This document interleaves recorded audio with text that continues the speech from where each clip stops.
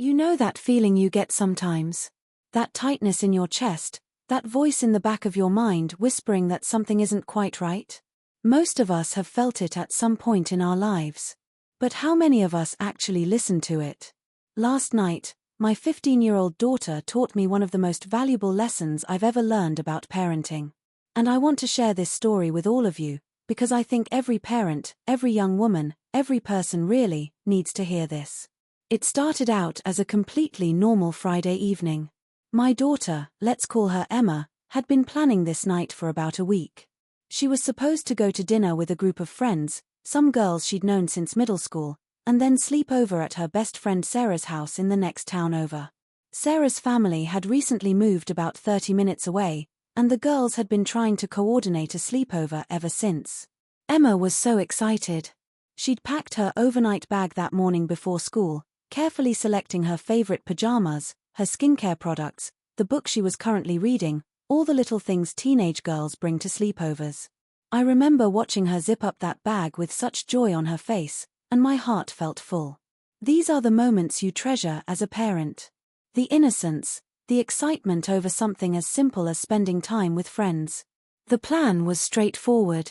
I would drop her off at the restaurant where they were all meeting at 6 o'clock. They'd have dinner together, maybe walk around the shopping area nearby, and then head back to Sarah's house. Sarah's mom had promised to text me when they arrived safely. Everything seemed perfectly normal, perfectly safe, perfectly planned. I drove Emma to the restaurant right on time. She kissed my cheek, grabbed her bag from the backseat, and practically bounced toward the entrance where I could see a few of her friends already gathering. I watched her disappear inside, waited a moment to make sure everything looked fine, and then drove home feeling that particular mixture of emotions every parent knows. Pride that your child is growing up and building their own social life, combined with that tiny thread of worry that never quite goes away. My husband and I settled in for a quiet evening at home. We made dinner, watched a movie, the kind of peaceful night you dream about when you have teenagers who are usually coming and going at all hours.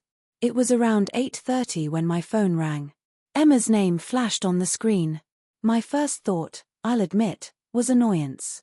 Had she forgotten something? Was she calling to ask if she could extend her curfew for tomorrow night? But something in my gut, that same instinct I'm going to talk about throughout this story, made me answer quickly. Hey sweetie, what's up? There was a pause. Just a beat too long. And then her voice, quieter than usual, uncertain in a way that immediately put me on alert. Mom, can you come get me? I was already reaching for my car keys. Of course. What's wrong? Are you okay? Another pause. I'm fine. Something doesn't feel right. I don't know why. I can't explain it. But I need to come home. Now, I need you to understand something. Emma is not a dramatic kid. She's not someone who makes up excuses to leave situations or who cries wolf. She's mature for her age, responsible, level-headed. So when she said something didn't feel right, every protective instinct I had kicked into overdrive. Where are you right now? I asked, already heading for the door, gesturing frantically at my husband to come with me. We're at Sarah's house. We got here about 20 minutes ago. Her voice dropped even lower. Mom, I know this sounds weird. Nothing bad has happened. Everyone's being normal. But something in my head is just screaming at me to leave. To go home. I feel like I'm being paranoid, but nothing, I interrupted her. Trust that feeling, baby. Your dad and I are on our way right now. We'll be there in 25 minutes, okay? Can you wait outside or somewhere safe? Yeah, I'll tell them you're coming. That you need me home for something. The drive to Sarah's house felt like it took hours instead of minutes. My mind was racing through every possible scenario. What had Emma sensed? Was there something wrong with the house? With one of the friends? Had someone said something inappropriate? Done something that made her uncomfortable? My husband kept his hand on my knee, trying to calm me down, but I could see the worry on his face too. We pulled up to Sarah's house. Emma was already standing on the front porch, her overnight bag clutched in her hands. The porch light illuminated her face, and I could see the relief wash over her features when our car came into view. She practically ran to the vehicle, yanked open the back door, and climbed in. "Thank you," she breathed out, and I heard the emotion in those two words. "Thank you for not questioning me. For just coming." I turned around in my seat to look at her. "Always, sweetheart. Always. Do you want to talk about it?" She shook her head, buckling her seatbelt. "Not right now. Can we just go home? I just want to be home." The drive back was quiet. I kept glancing at her in the rearview mirror, watching her stare out the window, her phone clutched in her hand. She wasn't crying, wasn't having a panic attack, just seemed deep in thought, processing whatever had triggered that alarm bell in her mind. When we got home, she went straight upstairs to her room. My husband and I looked at each other, both of us worried but also something else. Proud, maybe. Our daughter had trusted her instincts. She'd felt something was wrong, and instead of second-guessing herself, instead of worrying about what her friends would think, instead of convincing herself she was being silly, she'd called us. She'd removed herself from a situation that felt unsafe. I gave her about an hour before I knocked softly on her door. She was lying on her bed, still fully dressed, scrolling through her phone. "Can I come in?" She nodded, sitting up and making room for me beside her. "I'm really proud of you," I started, and I saw her eyes well up with tears. "I know that couldn't have been easy. Leaving your friends, calling us, trusting a feeling you couldn't even fully explain." "I felt so stupid," she admitted, and a tear rolled down her cheek. "Everyone was acting totally normal. We were just sitting around talking, deciding what movie to watch. But Mom, I just kept getting this feeling. Like something bad was going to happen. Like I needed to leave right then, before whatever it was happened." IWR. Apped my arm around her shoulders. "That feeling. That's your intuition, your gut instinct. And it's one of the most powerful tools you have, especially as a young woman. I've been trying to teach you and your sister about this for years, but I wasn't sure if you really understood. Tonight, you proved that you do." "But what if I was wrong?" she asked. "What if nothing bad was going to happen and I just ruined the whole night over nothing?" This is where I really wanted to drive the message home. "Emma, listen to me. Even if nothing bad was going to happen, even if your gut was wrong this time, which I don't think it was, you still did the right thing. It's always better to trust that feeling and be wrong than to ignore it and be right. Do you understand what I'm saying?" She nodded slowly. "Better safe than sorry?" "Exactly. But more than that, you need to understand that women, girls, we're socialized from such a young age to be polite, to not make waves, to worry more about hurting people's feelings than protecting ourselves. How many times have you heard about women who got into dangerous situations because they didn't want to seem rude? Who got into a car with someone they felt uncomfortable around because they didn't want to offend them? Who stayed at a party that felt wrong because they didn't want their friends to think they were being dramatic?" Emma was listening intently now, her tears drying on her cheeks. "Your gut feeling, your intuition, it's your brain processing thousands of tiny details that you might not even consciously notice. Body language, tone of voice, the energy in a room, little things that are off. And your brain is trying to protect you by sending up that alarm signal. That uncomfortable feeling that says get out, now. Most of us learn to ignore it. You didn't. And that took incredible strength." We talked for another hour. I told her about times in my own life when I'd trusted my gut and times when I hadn't. The time in college when I left a party early because something felt wrong, only to find out later that someone had been drugging drinks. The time I stayed in a situation that made me uncomfortable because I didn't want to be rude, and ended up in a scary encounter I barely got out of. My husband joined us after a while, and he shared his own stories. About teaching his daughters that they never owe anyone politeness at the expense of their safety. That if someone makes them uncomfortable, they have every right to leave, to say no, to make a scene if necessary. That we would always come get them, no questions asked, no judgment, no matter what time or where they were. Emma W. Went to bed that night still not knowing exactly what she'd been sensing. Just that something had felt wrong. And you know what? That was enough. That had to be enough. But here's where this story takes a turn. The next morning, around 10 o'clock, Emma's phone started blowing up. Text after text, Call after call. She came downstairs looking shaken, holding her phone out to me. Mom, you need to read this. I took her phone and started reading through the messages. Apparently, after Emma had left, a couple of boys had shown up at Sarah's house. Boys who were older, boys they kind of knew from school but weren't really friends with. And these boys had been drinking. According to the messages, things had gotten uncomfortable pretty quickly. The boys had gotten, as Emma read to me from one text, a bit handsy. One of them had cornered Sarah in the kitchen. Another had been making inappropriate comments to the other girls there. Thankfully, mercifully, there had been another boy there, a friend of Sarah's older brother, who had seen what was happening and shut it down. He'd defended Sarah, told the drunk boys to leave, and when they wouldn't, he'd called his parents and Sarah's parents. The drunk boys had finally left, and this young man, bless him, had made sure all the girls got home safely. Emma looked at me with wide eyes. Mom, that's what I was feeling.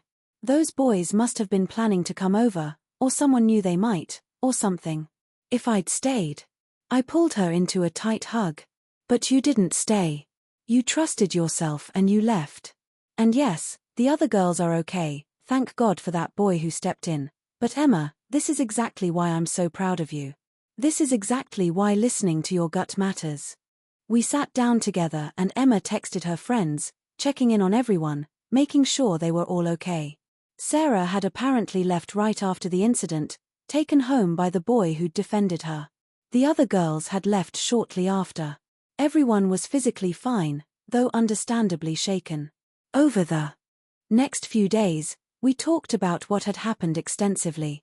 We discussed how those boys' behavior was completely unacceptable, how alcohol doesn't excuse harassment, how important it is to have people in your life who will stand up against that kind of behavior like that young man had done. But we also talked about something equally important, the difference between anxiety and intuition. Because I saw some comments online when I first shared this story, people suggesting that maybe Emma just has anxiety, that maybe we were encouraging her to avoid social situations out of fear. Let me be crystal clear about this. My daughter and I both have experienced anxiety. Real, clinical anxiety that sometimes requires management and support. We have an open relationship, excellent communication, and if Emma had been leaving that sleepover because of an anxiety attack or panic, she would have told me. We've dealt with that before, and we handle it differently. This was different. This wasn't the racing thoughts of anxiety, the catastrophizing, the fear of what might happen based on nothing. This was a calm, clear internal warning system telling her that something specific in that environment was wrong. She couldn't pinpoint exactly what it was at the time, but her subconscious mind was picking up on cues that danger was present or approaching. There's a book I've seen recommended countless times for situations exactly like this. It's called The Gift of Fear by Gavin de Becker. I ordered it immediately after this incident, and Emma and I are reading it together now. It talks about how fear, real intuitive fear not anxiety, is a gift. It's our survival instinct trying to protect us. The book discusses how we need to stop dismissing our gut feelings, especially as women. How we need to stop letting social conditioning override our internal warning systems. How we need to teach our daughters, and our sons too, to recognize the difference between worry and intuition, between anxiety and genuine danger signals.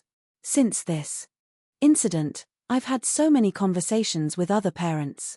Other mothers who have shared their own stories of times their daughters called them from parties, from dates, from situations that just felt wrong.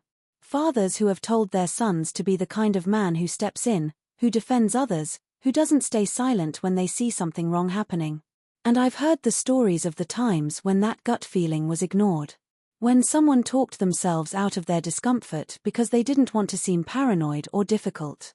And how often those situations ended badly. Here's what I want every person reading this to understand: you don't owe anyone an explanation for trusting your gut. You don't need to be able to articulate exactly what feels wrong. You don't need permission to leave a situation that makes you uncomfortable. And you definitely don't need to wait around to see if your intuition was correct. If something feels off, it probably is. Period. I've spent years as a mother trying to keep my daughters safe from the world we live in. I've taught them about stranger danger and online safety and not walking alone at night. I've had countless conversations about consent and boundaries and standing up for themselves. But none of those lessons matter as much as this one: trust your gut. Emma trusted hers, and it might have saved her from a traumatic experience. At the very least, it removed her from a situation that became unsafe shortly after she left. And beyond that, it showed me that all those years of trying to raise a strong, confident young woman who knows her own mind and trusts her own instincts, they're paying off. I want to add, dress something else too. Some people might read this and think I'm being overprotective, that I'm teaching my daughter to be afraid of the world, to see danger everywhere. That's not what this is about at all. This isn't about fear. It's about awareness. It's about giving young people the tools they need to navigate complex social situations, to recognize warning signs, to understand that their safety matters more than social niceties. Emma will continue to go to sleepovers, to spend time with friends, to live her life. But she'll do it with the confidence that if something ever feels wrong again, she can trust that feeling and remove herself from the situation. And here's the beautiful part: Emma told me that several of her friends have reached out since this happened, thanking her for leaving when she did. One girl said that watching Emma trust her gut and call her parents made her realize she has permission to do the same. Another said that if Emma had stayed, she might not have felt confident enough to leave herself when things got uncomfortable. By trusting her instincts, Emma didn't just protect herself. She potentially helped protect others too. She showed her peer group that it's okay to prioritize your safety over social pressure. That it's okay to be the person who says this doesn't feel right, I'm leaving. That it's okay to call your parents at 8:30 on a Friday night and say come get me without having to justify or explain yourself. That's the ripple effect of empowerment. That's what happens when we raise young people, especially young women, to trust themselves. To all the parents reading this, have these conversations with your kids.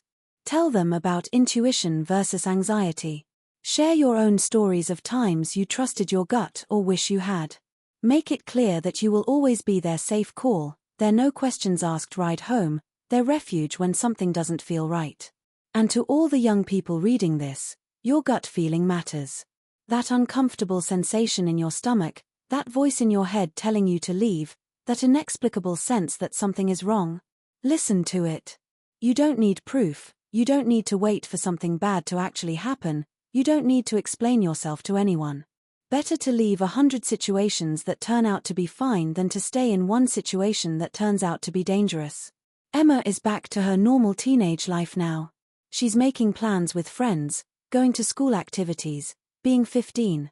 But both of us know that something shifted that night. She learned to trust herself in a profound way. And I learned that despite all the ways I worry about my daughters navigating this complicated world, I've given them something invaluable: the knowledge that their instincts matter, their comfort matters, their safety matters. And they know that no matter what, no matter where they are or what time it is or how silly they think they might be being, they can call home. And we will come. Every single time. That's not just parenting. That's empowerment. That's protection. That's love. So thank you, Emma, for trusting your gut. For teaching me that all those conversations, all those lessons, all those moments of trying to prepare you for the world actually sank in. You kept yourself safe, and I couldn't be more proud of the young woman you're becoming. And to everyone else, listen to that voice inside you. It knows what it's talking about.